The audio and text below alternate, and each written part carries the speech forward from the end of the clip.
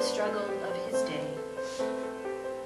Because in 1963, the promises that America had made to its black citizens remained largely unfulfilled. Martin named that failure, but he shared his audacious hope that change would come. And today seems the exact right moment to hear those words again.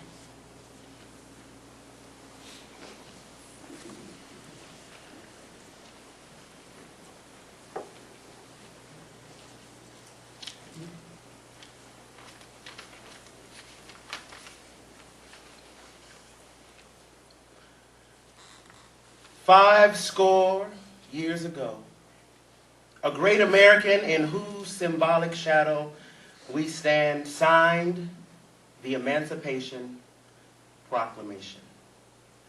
This momentous decree came as a great beacon light of hope to millions of Negro slaves who had been seared by the flames of withering injustice. It came as a joyous daybreak to end the long night of captivity. But 100 years later, we must face the tragic fact that the Negro still is not free. 100 years later, the life of the Negro is sadly crippled by the manacles of segregation and the chains of discrimination. 100 years later, the Negro lives on a lonely island of poverty in a vast ocean of material prosperity. In a sense, we have come to our nation's capital to cash a check.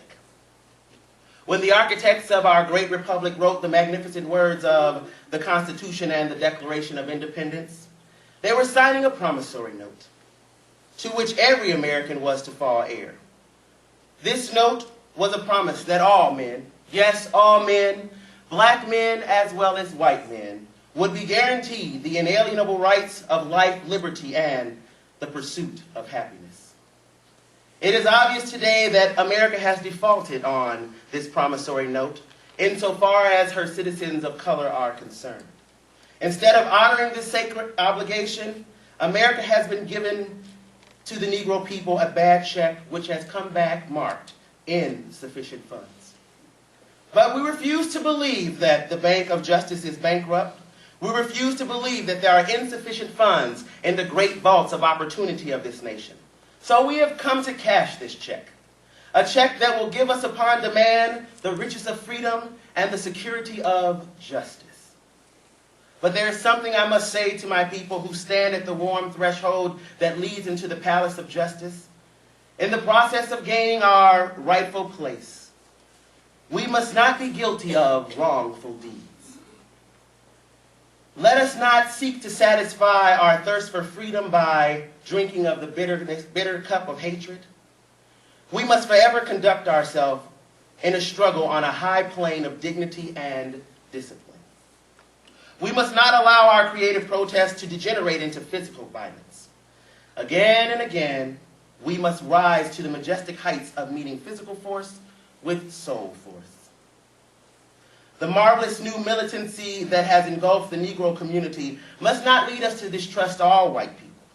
For many of our white brothers, as is evident by their presence here today, have come to realize that their destiny is tied up with our destiny, that their freedoms are inextricably bound to our freedom. We cannot walk alone. And as we walk, we must make a pledge that we shall march ahead. We cannot turn back. There are those that are asking the devotees of civil rights, when will you be satisfied? We can never be satisfied as long as our bodies, tired with travel, cannot find lodging in the motels of the highway and the hotels of the city. We cannot be satisfied as long as the Negro's basic mobility is from a smaller ghetto to a larger one.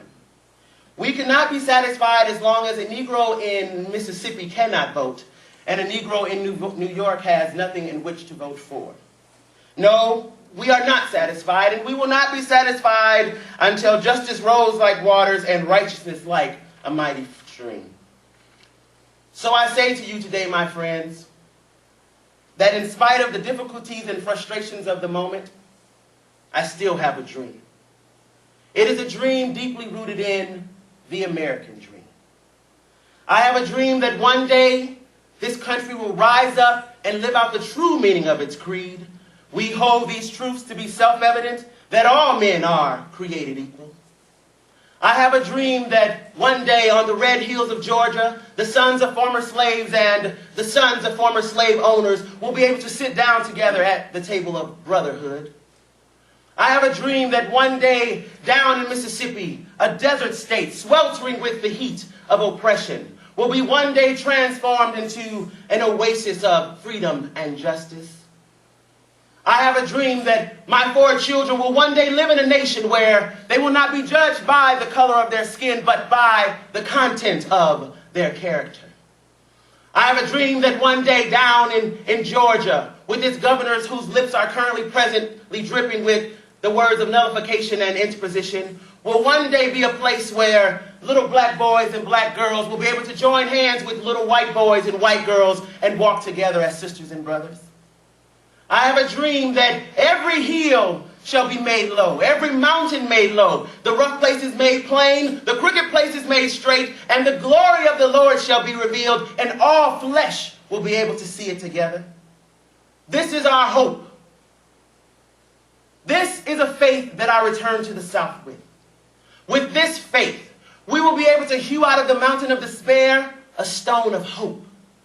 With this faith, we will be able to sing together, to work together, to pray together, to struggle for freedom together. With this faith, we will be able to sing together with new meaning. My country, 'tis of thee, sweet land of liberty, of thee I sing. Land where my fathers died, land of the pilgrim's pride. From every mountainside let freedom ring. And if America is to be a great nation, this must become so. So let freedom ring from the mighty mountains of New York. Let freedom ring from the snow-capped Rockies of Colorado. Let freedom ring from the Cretaceous peaks of California. And not only that, let freedom ring from Stone Mountain of Georgia. Let freedom ring from Lookout Mountain of Tennessee. Let freedom ring from every hill, every molehill of Mississippi. From every mountainside, let freedom ring.